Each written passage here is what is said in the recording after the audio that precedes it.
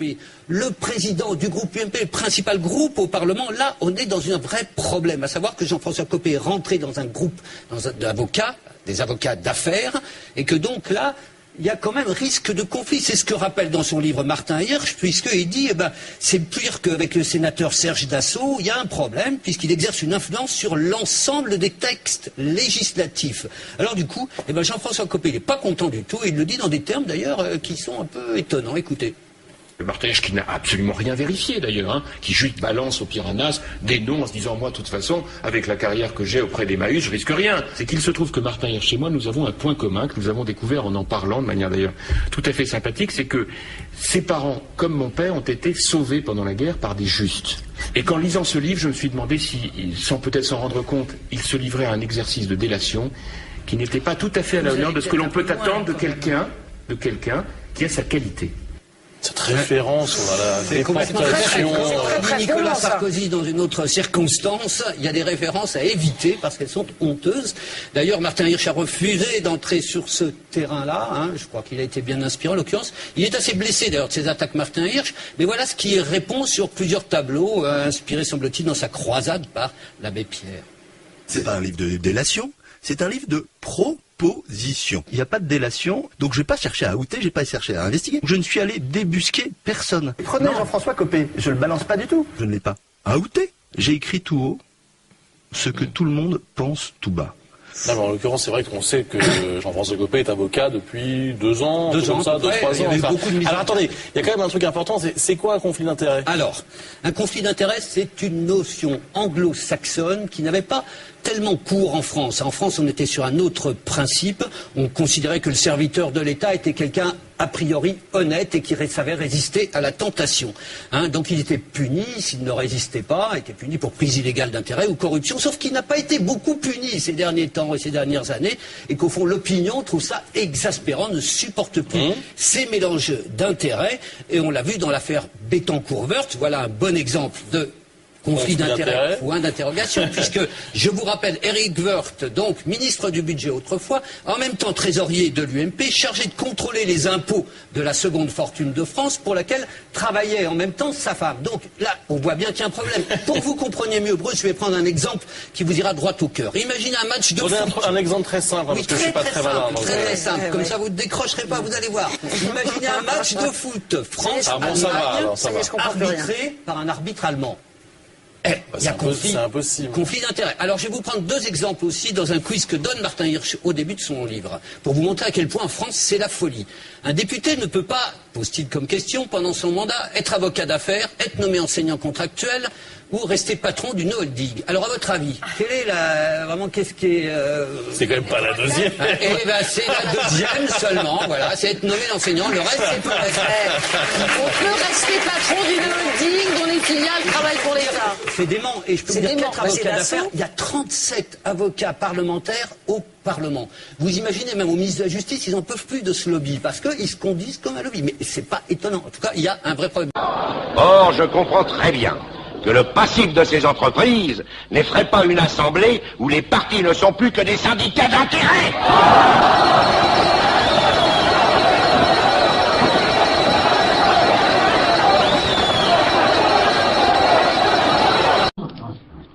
Moi, j'ai été stupéfait par une de vos réflexions, quand vous avez été mis en cause dans un livre de Martin Hirsch, où, justement, cette histoire de conflit d'intérêts. Bon, il vous met en cause sur une histoire de conflit d'intérêts. D'ailleurs, j'espère qu'on parlera de conflit d'intérêts. Votre réponse, moi, les bras m'en sont tombés. Vous avez dit, ce qu'il fait n'est pas bien, car nous avons une histoire commune, nos 2 familles ont été sauvées par des justes. C'est-à-dire que, vous qui étiez le chantre de l'anticommunautarisme, tout d'un coup vous nous dites un juif n'a pas le droit de critiquer un autre juif. Non, mais ce qui est c'est bien qu'on en parle, parce que non, mais c'est pas du tout. En tout cas, c'est comme ça que ça a été interprété. C'est exactement ce que j'avais prévu de dire. Marquée, mais alors au coin d'un communautarisme exacerbé. C'est très bien qu'on parle de ça. Non, et moi je finis ma question en vous disant que c'est assez grave comme réflexion, parce que d'abord, je ne pense pas que ça soit digne d'un homme politique de premier plan comme vous l'êtes, et peut-être encore plus de premier plan comme vous le deviendrez, mais en plus on a l'impression que le communautarisme, c'est toujours le communautarisme des autres. Quand c'est le communautarisme musulman, c'est un problème. Les autres religions, ben, c'est moins grave. Non. Et il y a une idée de deux poids, deux mesures qui est en train de s'installer dans une partie de l'opinion. Voilà. Et je suis très surpris que ça soit par votre bouche que ce problème. Alors, on laisse répondre, M. Copé.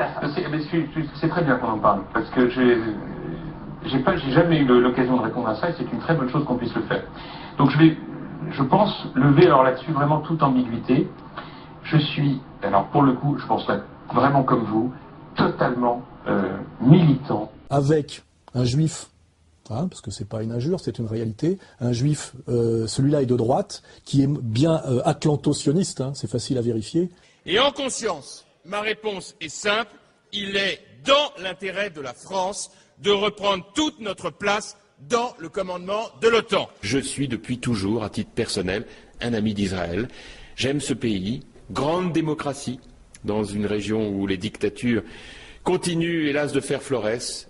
Grand pays qui montre aux uns et aux autres qu'il est important de tout faire dans un esprit de dialogue. Arrogance, monsieur pain au chocolat, parce qu'on voit aussi qu'elle est salie. Or, je continue de penser que le projet de Nicolas Sarkozy, que nous avons tous collectivement d'ailleurs soutenu, qui consiste à la fois à être très ferme sur les questions de sécurité, de justice, d'immigration, et en même temps très courageux et pragmatique sur les questions économiques et de compétitivité, est le meilleur possible dans la période de crise que nous connaissons. D'ailleurs, Sarkozy, hijo de puta. France. La trahison de Sarkozy s'est aussi passée au niveau justement de l'or. Depuis que Sarkozy est ministre des Finances, donc c'est bien avant même qu'il soit président, il a plusieurs fois en douce vendu une partie des stocks d'or de la France, ce qui est fondamental, hein, d'avoir des stocks d'or pour, à un moment donné, pour exister au moment où il y aura le chaos, au moment où toutes les économies, comment dirais-je, les monnaies papier vont s'écrouler, ceux qui pourront exister, faire un peu et montrer un peu leur existence, leur puissance de réaction et de salut par rapport à ce chaos généralisé, seront ceux qui ont de l'or, les particuliers et les États. Ça fait 3 ou 4 fois en douce que Sarkozy vend de l'or français à la baisse, alors que l'or, sans aucun intérêt pour la France, pour soutenir le dollar, c'est-à-dire la fausse monnaie papier de Wall Street. L'or de la France vendu par Sarkozy suite. Alors, problème de liquidité, encore et toujours cette même question. Oui. Pourquoi est-ce qu'on se pose cette question? Ou une obligation de maintenir le cours de l'or très bas? On ne sait. Toujours est-il que la Banque de France, elle, a vendu 56 tonnes de notre or en début d'année 2010, donc pour 1,3 milliard d'euros. Nous apprend la Tribune. Merci à Monsieur Boisson qui nous fait suivre cette information. Rappelons une nouvelle fois que Nicolas Sarkozy, alors ministre du Budget, avait lui aussi vendu 600 tonnes d'or des Français pour acheter des billets Monopoly, des dollars et un peu de yens. Et M. Boisson ajoute qu'il reste donc dans les caves à Roquefort 2379 tonnes d'or. Voilà, donc ils sont contents, ils ont gagné des sous. Voilà. Mais moi, je sais pas, pourquoi la Banque de France se sont-elles obligées de vendre 56 tonnes d'or alors qu'en ce moment l'or augmente en permanence? Et pourquoi Nicolas Sarkozy a-t-il vendu les 600 tonnes d'or des Français, de notre or? Seul De Gaulle a envoyé la Marine nationale récupérer les lingots d'or. Hein, il l'avait vu avant lui. Hein, il voyait bien que les mecs, ils impriment autant de dollars qu'ils voulaient. Et je crois qu'il y a l'Espagne aussi qui a récupéré ces lingots d'or. Et c'est tout. C'est les deux seuls pays qui ont récupéré leurs lingots d'or. De Gaulle a pris tous les dollars qu'il y avait en France dans toutes les banques, etc. Il a tout envoyé aux États-Unis. Il a récupéré les lingots d'or qui sont à la Banque de France et que Sarkozy a vendu. Merci. Il faut se rappeler que quand Pétain a signé l'armistice, il a fait tout ce qu'il a pu pour que l'or de la France, le trésor français, qui est l'or, échappe à l'Allemagne. Il faut regarder cet épisode. Il a sauvé l'or français. Pétain l'a fait. De Gaulle, quand, sous les conseils de Friedman, Nixon a aboli la convertibilité du dollar en or, De Gaulle a exigé que lui soit rendu tout l'équivalent or de ses stocks de dollars, et ça a été fait dans la colère américaine, mais ça a été fait. C'est une des raisons de l'éviction de Gaulle après par mai 68 et la clique judéo-trotskiste. Mais De Gaulle et Pétain ont comme point commun, ce qui prouve que c'était d'authentiques patriotes dans le fond, ils ont sauvé leurs Français. Sarkozy, lui, ça fait 4 fois qu'il liquide de l'or français pour soutenir notre pire ennemi qui est le dollar papier. Voilà. Donc voilà, sur le critère qui est fondamental de la défense d'un pays, de sa richesse et de son ennemi qui est l'or, Sarkozy est un traître et il faudra un jour qu'il s'explique sur ce vilipendage du trésor français. Voilà. Je vais vous dire qui c'est, Nicolas Sarkozy. Eh oui, parce qu'on n'est pas du même bord, mais pour Israël, on est du même bord.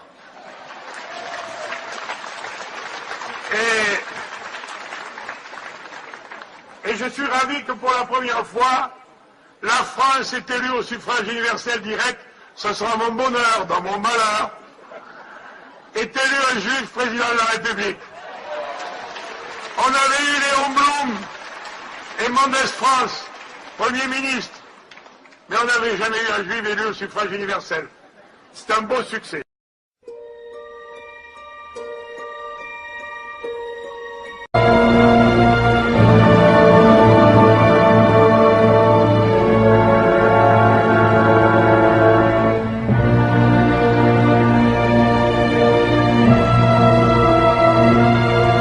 Question délicate. J'en profite pour vous demander si être juif peut être un handicap encore aux yeux des Français pour devenir président de la République. Écoutez, personne n'en sait rien et il faudrait que... on ait un jour une élection d'un président juif et on pourra dire ce problème n'existe plus. Ce qui est vrai, c'est que... Ce que vous voulez nous dire, c'est que les instituts de sondage se refusent à poser cette question? Non, il y a des questions... Il y a des questions. Si j'ai dit qu'un Français sur deux avait des réticences ou de l'hostilité à l'égard des musulmans ou de l'islam, j'allais dire, il y a quand même. Après, le tabou formidable qui existe dans ce pays depuis la Shoah, les débats, l'instruction civique, le tabou formidable qui existe dans ce pays depuis la Shoah, les débats, l'instruction. Parce que les Juifs, c'est pas comme les Auvergnats ou les Parisiens. Il y a eu la Shoah. Il y a eu 6 millions de Juifs qui ont été conduits dans les conditions que l'on sait. Je veux simplement dire que la plus grande barbarie de l'histoire de l'humanité. Tout à fait. Parce qu'il y a, dans toute l'histoire de l'humanité, il n'y a jamais eu une planification scientifique visant à la destruction systématique des femmes, des enfants, d'une histoire de la mémoire. Et pas simplement au cours d'un épisode. C'est une volonté planifiée, organisée. C'est pour ça que la Shoah, dans l'histoire de l'humanité, a un trait particulier qu'on ne peut pas... De la Shoah. Que la Shoah. De la Shoah. Que la Shoah. Oui, mais on pose, on compte. Puis j'ai un perroquet qui répète tout. Baisse d'un ton, s'il te plaît. Ah, voilà. Ouais, Coco, ouais. Ouais, je suis ananas.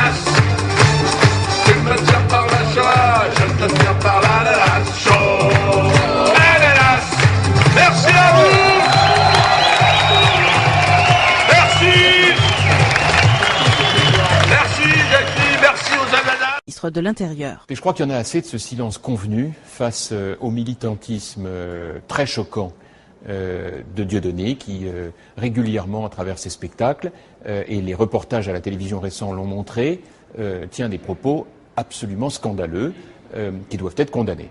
Je considère que dans cette affaire, ça n'est pas une question de droite-gauche, c'est une question de valeur de la République. Laisse-moi rire, c'est trop comique.